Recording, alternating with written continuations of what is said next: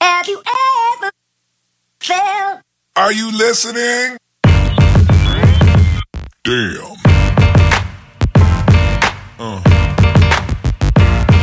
Yeah. Hi guys, this is Marvin from shopsadapage.com, and as promised, today we are going to do an unboxing and quick review of the Rakk Anyag Frost micro-ATX casing. So let's get to it.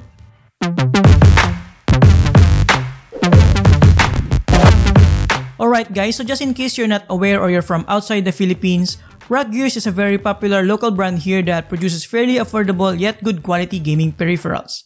Right now I am unboxing the Rakk Anyag Frost, which is pretty much identical with the TechWare Nexus M that I was initially considering. Okay, so before we continue, I'll pop the specifications of this case so you can take a look at it. So inside the box we have the Rakk Anyag Frost itself, and we have here a set of mounting screws.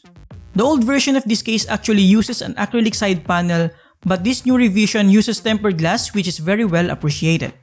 I'm not sure how I feel about the thickness of the black borders though, but it seems to complement well with the white color.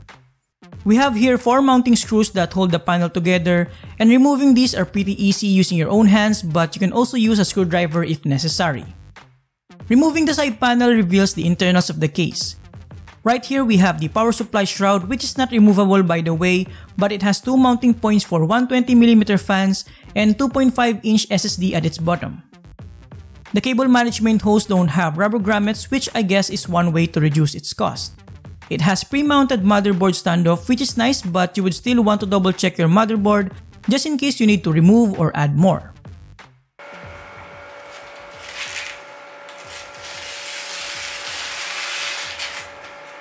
Moving in front, we have the Rakk logo here, and this part has a very subtle brush texture. We also have here a very unique polygonal design for the ventilation with a metal mesh. Flipping it at its side is just plain white, and flipping it at the back we'll see the PSU bracket, and then we have here 3 non-reattachable PCI covers with a single reattachable cover here. Right here we also have a mounting point for another 120mm fan and the I/O slot here. The fan mounting point here is adjustable as you can see, which is a nice touch. Back inside the case you can install 2 SSD here, and at the top we have another 2 mounting points for 120mm fans. And in front, another 3 120mm fan mounting points.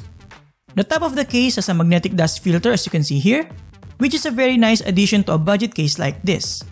And lastly, at the bottom, we have a dust filter here for the power supply and 4 plastic feet and a mounting point for a hard drive. Removing the front panel is a little bit challenging at first as you can see, but one technique I figured out is to pull it below with a little bit angle towards one side as hard as you can while maintaining control of the front panel to not mess up the wiring once it finally snaps out of the case. Opening up the front panel reveals the 3 mounting points for 120mm fans that I've mentioned. It's adjustable in some degrees with different mounting holes. Looking at the back of the front panel, we'll see the honeycomb pattern, but unfortunately, there's no removable dust filter. With regards to the front I/O, we have the power button, the LED indicators, reset switch, 2 USB 2.0 port, 3.5mm jack for input and output, and an option for another USB port if you so desire to add one, like a USB 3.0 for example. Removing the back panel requires removing 2 screws, which can be removed by hand or by a screwdriver. At the back, as I've mentioned, you can mount 2 SSDs and that the holes don't have rubber grommets. The spacing here looks like a bit tight and might propose some challenges with cable management, but at least it has some in-place cable management points wherein you can use some zip ties or velcro straps to aid with your cable management.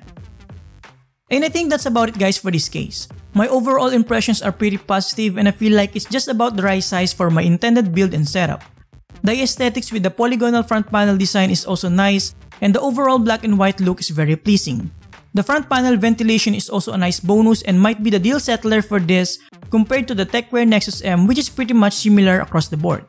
The only thing I'm worried about this is the cable management, but I think with proper skills anyone can pull it off. Thank you for watching guys, make sure to check the full article link on the description below, and don't forget to subscribe for more reviews like this. Have a great day.